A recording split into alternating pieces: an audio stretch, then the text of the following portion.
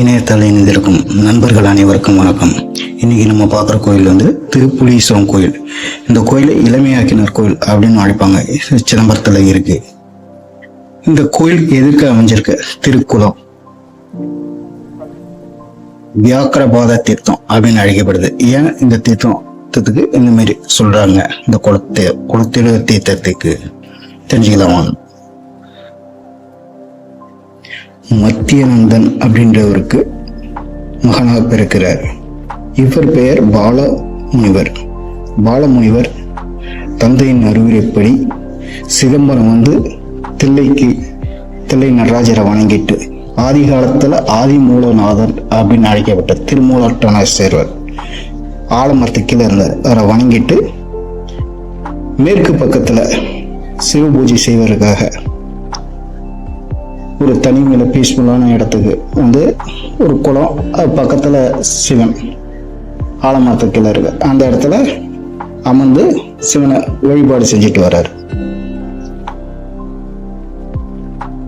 இந்த கோயில் இப்பவும் சிதம்பரம் நடராஜர் மேற்கு ரத வீதி மேல வீதியிலேருந்து அருகாமையில இப்ப இருக்க காசக்கடுத்துன்னு அழைக்கப்படும் தெருக்கு பக்கத்துல இளமையாக்கினார் கோயில் அமைந்துள்ளது. இவர் அமர்ந்து பூஜை செஞ்சுட்டு வர்றாரு. இருந்தாலும் பூஜை செய்யும்போது சில குறைபாடுகள் இருக்கு. மலர் பறிச்சு அர்ச்சனை பண்றாரு பாருங்க. மலர் வந்து தேனி எடுத்துருது.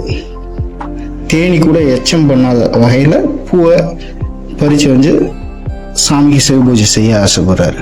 கடவுள்கிட்டே வேண்டிக்கிறார். ஏன்னா இது தில்லை வனமா இருந்தது அந்த ஒரு காலத்துல. அதனால சிவன்கிட்டே வந்து கடவுளை இந்த மாதிரி எனக்கு இரவுல கண்ணு தெரியணும், பூக்கள் எச்சம் பண்ணுறதுக்கு முன்னாடி தேனீக்கள் எச்சம் பண்ணுறதுக்கு முன்னாடி மலர்களை பறிச்சுட்டு வந்து அர்ச்சனை பண்ணணும் அப்படின்னு வேண்டார். சிவனும் வரம் கொடுக்குறாரு. இரவில் கண் தெரிகிற மாரி அதிகாலையில் ஒரு 3 மணிக்கு ஏறி பூவை பறிக்கணும். அந்த மாதிரி மழை நாளில் மரம் ஏறும்போது மரம் வழுக்குது, புலிக்கால் மாரி வேணும் அப்படின்ற வரம் தந்தாரு.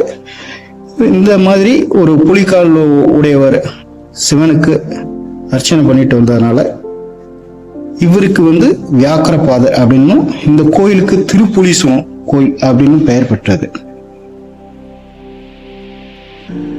வியாக்கிரபாதர் இளமை பருவத்துல இருக்கும்போது தாய் தந்தையர் வந்து என்ன பண்றாங்க, இவருக்கு திருமணம் செஞ்சு வைக்கிறாங்க.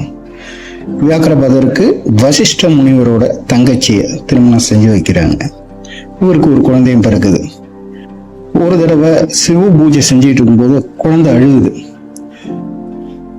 அப்போ அம்பலவனே வந்து திருப்பார்கடலை கொடுத்துட்டார். பாலுக்காக பாலகன் எழுதிட வேண்டி திருப்பார்கடலே அருளினான் அம்பலவன் அப்படின்னு சேந்தனார் 63 நாயன்மாரில்